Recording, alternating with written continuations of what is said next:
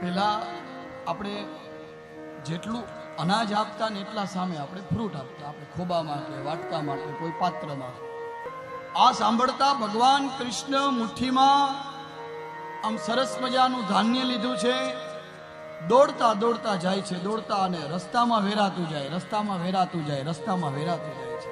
હવે એક તો અવળી ખોબુડી હતી, આપણે કહીએ ને અવડા નાના નાના હાથ, એમાં કેટલું અનાજ ને એમાં ઢોરાતું જાય, વધે કેટલું. બરાબર એ ફળવાળી પાસે પહોંચ્યા ભગવાન, થોડાક થોડાક દાણા વધેલા. ભગવાને કીધું કાંઈ વાંધો નહીં લાલા, આ બધા લઈ જા, આ બધાય તું લઈ જા, બધાય તારા છે. અને ફળવાળી ત્યાંથી ગયા પછી જોયું તો આખો ટોપલો પોતે રત્નથી ભરેલો છે. જ્યારે ભગવાન આપે ને ત્યારે 1000 હાથે આપે છે, એ પાકું છે. આ પ્રમાણ છે, 1000 હાથે આપે એ પ્રમાણ છે.